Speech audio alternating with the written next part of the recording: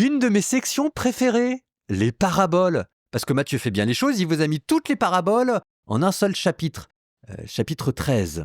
Alors ça va commencer par la grande parabole, un semeur étant sorti semeur, qu'ensuite on va expliquer, et ensuite une collection d'autres paraboles. Bonne écoute.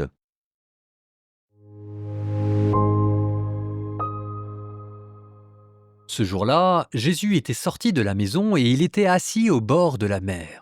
Auprès de lui se rassemblèrent des foules si grandes qu'il monta dans une barque où il s'assit. Toute la foule se tenait sur le rivage et il leur dit beaucoup de choses en paraboles. Voici que le semeur est sorti pour semer. Comme il semait, des grains sont tombés au bord du chemin et les oiseaux sont venus tout manger. D'autres sont tombés sur le sol pierreux où il n'avait pas beaucoup de terre. Ils ont levé aussitôt parce que la terre était peu profonde. Le soleil s'étant levé, ils ont brûlé. Et faute de racines, ils ont séché. D'autres sont tombés dans les ronces. Les ronces ont poussé et les ont étouffés. D'autres sont tombés dans la bonne terre. Et ils ont donné du fruit à raison de 100 ou 60 ou 30 pour un, celui qui a des oreilles, qu'il entende.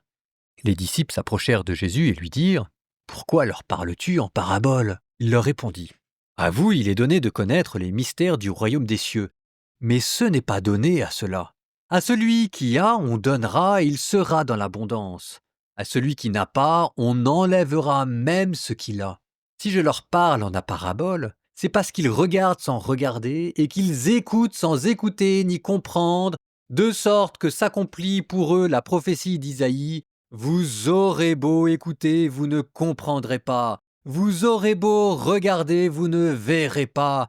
Car le cœur de ce peuple s'est alourdi, ils sont devenus durs d'oreilles, ils se sont bouchés les yeux, de peur qu'avec leurs yeux ils ne voient, qu'avec leurs oreilles ils n'entendent, que leur cœur ne comprenne, qu'ils se convertissent, et moi, je les aurai guéris. Mais vous, heureux vos yeux puisqu'ils voient, et vos oreilles puisqu'elles entendent. Amen, je vous le dis. Beaucoup de prophètes et de justes ont désiré voir ce que vous voyez et ne l'ont pas vu, entendre ce que vous entendez et ne l'ont pas entendu. Vous donc, écoutez ce que veut dire la parabole du semeur. Quand quelqu'un entend la parole du royaume sans la comprendre, le mauvais survient et s'empare de ce qui est semé dans son cœur. Celui-là, c'est le terrain ensemencé au bord du chemin. Celui qui a reçu la semence sur un sol pierreux, c'est celui qui entend la parole et la reçoit aussitôt avec joie, mais il n'a pas de racine en lui, il est l'homme d'un moment, et quand vient la détresse ou la persécution à cause de la parole, il trébuche aussitôt. Celui qui a reçu la semence dans les ronces, c'est celui qui entend la parole, mais le souci du monde et la séduction de la richesse étouffent la parole qui ne donne pas de fruits. Celui qui a reçu la semence dans la bonne terre, c'est celui qui entend la parole et la comprend, et il porte du fruit, à raison de 100 ou 60 ou 30 pour un. Il leur proposa une autre parabole. Le royaume des cieux est comparable à un homme qui a semé du bon grain dans son champ. Or, pendant que les gens dormaient, son ennemi survint, il sema de l'ivraie au milieu du blé et s'en alla. Quand la tige poussa et produisit l'épi, alors l'ivraie apparut aussi. Les serviteurs du maître vinrent lui dire « Seigneur, n'est-ce pas du bon grain que tu as semé dans ton champ? D'où vient donc qu'il y ait de l'ivraie ?» Il leur dit « C'est un ennemi qui a fait cela. » Les serviteurs lui dirent « Veux-tu donc que nous allions l'enlever ?» Il répond « Non, de peur qu'en enlevant l'ivraie, vous n'arrachiez le blé en même temps. Laissez-les pousser ensemble jusqu'à la moisson. Et au temps de la moisson, je dirai au moissonneur, enlevez d'abord l'ivraie, liez-la en botte pour la brûler. Quant au blé, ramassez-le pour le rentrer dans mon grenier. » Il leur proposa une autre parabole. Le royaume des cieux est comparable à une graine de moutarde qu'un homme a prise et qu'il a semée dans son champ. C'est la plus petite de toutes les semences, mais quand elle a poussé, elle dépasse les autres plantes potagères et devient un arbre, si bien que les oiseaux du ciel viennent et font leur nid dans ses branches. Il leur dit une autre parabole. Le royaume des cieux est comparable au levain qu'une femme a pris et qu'elle a enfoui dans 3 mesures de farine jusqu'à ce que toute la pâte est levée. Tout cela, Jésus le dit aux foules en parabole, et il ne leur disait rien sans parabole. Accomplissant ainsi la parole du prophète, « J'ouvrirai la bouche pour des paraboles, je publierai ce qui fut caché depuis la fondation du monde. » Alors, laissant la foule, il vint à la maison. Ses disciples s'approchèrent et lui dirent « Explique-nous clairement la parabole de l'ivraie dans le champ. » Il leur répondit « Celui qui sème le bon grain, c'est le Fils de l'homme. Le champ, c'est le monde. Le bon grain, ce sont les fils du royaume. L'ivraie, les fils du mauvais. L'ennemi qui l'a semé, c'est le diable. La moisson, c'est la fin du monde. Et les moissonneurs, ce sont les anges. De même qu'on enlève l'ivraie pour la jeter au feu, ainsi en sera-t-il à la fin du monde. Le Fils de l'homme enverra ses anges, et ils enlèveront de son royaume toutes les causes de chute et ceux qui font le mal. Ils les jetteront dans la fournaise. Et là, il y aura des pleurs et des grincements de dents. Alors les justes resplendiront comme le soleil dans le royaume de leur Père. Celui qui a des oreilles, qu'il entende. Le royaume des cieux est comparable à un trésor caché dans un champ. L'homme qui l'a découvert le cache de nouveau. Dans sa joie, il va vendre tout ce qu'il possède et il achète ce champ. Ou encore, le royaume des cieux est comparable à un négociant qui recherche des perles fines. Ayant trouvé une perle de grande valeur, il va vendre tout ce qu'il possède et il achète la perle. Le royaume des cieux est encore comparable à un filet que l'on jette dans la mer et qui ramène toutes sortes de poissons.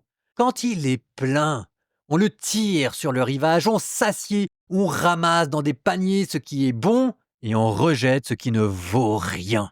Ainsi en sera-t-il à la fin du monde. Les anges sortiront pour séparer les méchants du milieu des justes et ils les jetteront dans la fournaise. Là, il y aura des pleurs et des grincements de dents. Avez-vous compris tout cela ? Ils lui répondirent « Oui ». Jésus ajouta « C'est pourquoi tout scribe devenu disciple du royaume des cieux est comparable à un maître de maison qui tire de son trésor du neuf et de l'ancien. » Lorsque Jésus eut terminé ses paraboles, il s'éloigna de là. Il se rendit dans son lieu d'origine et il enseignait les gens dans leur synagogue de telle manière qu'ils étaient frappés d'étonnement et disaient « D'où lui viennent cette sagesse et ces miracles ? N'est-ce pas là le fils du charpentier ? Sa mère ne s'appelle-t-elle pas Marie et ses frères Jacques, Joseph, Simon et Jude ? Et ses sœurs ne sont-elles pas toutes chez nous ? Alors, d'où lui vient tout cela ? » Et ils étaient profondément choqués à son sujet. Et Jésus leur dit « Un prophète n'est méprisé que dans son pays et dans sa propre maison. » Et il ne fit pas beaucoup de miracles à cet endroit-là à cause de leur manque de foi.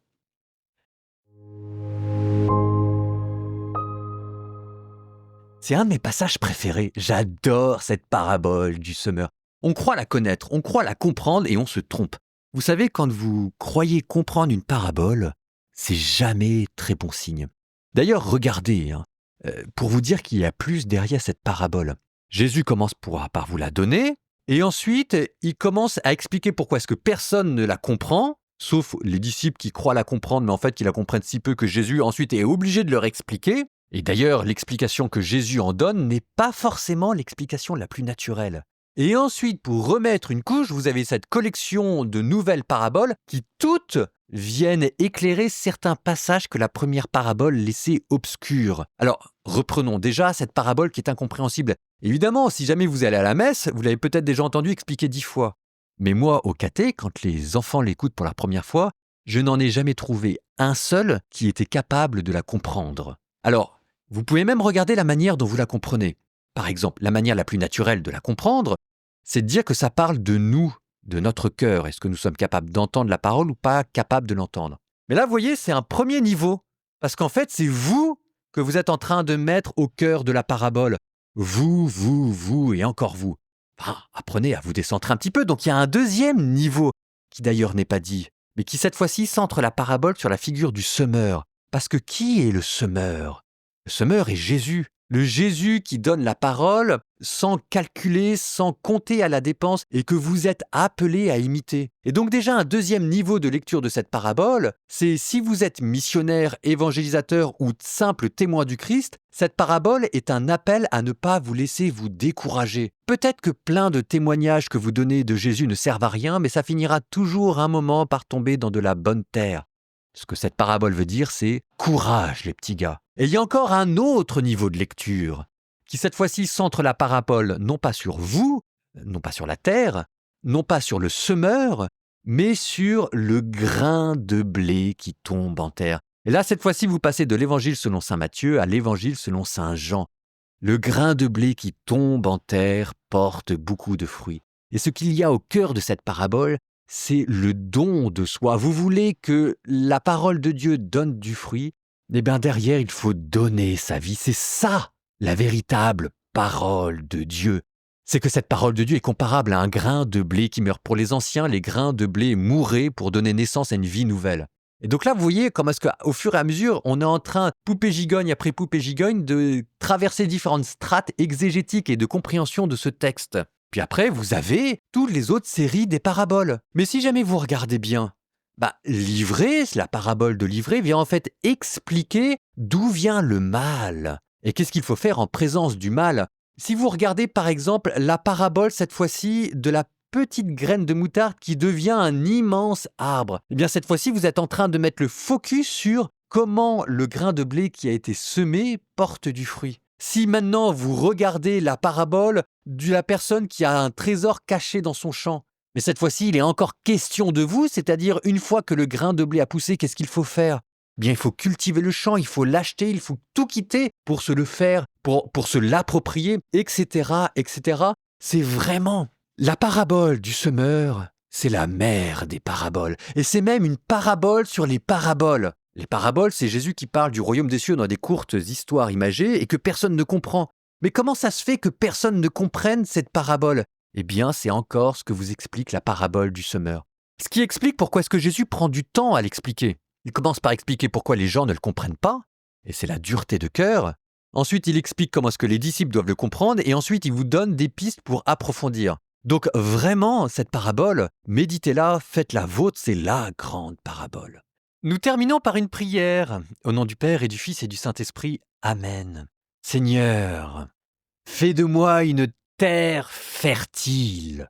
Seigneur, donne-moi à donner ma vie comme un grain de blé. Seigneur, enlève les épines. Protège-moi des pierres. Garde-moi des moineaux et que je porte du fruit pour la vie éternelle. Et vous, que Dieu qui est tout-puissant vous bénisse, le Père, le Fils et le Saint-Esprit.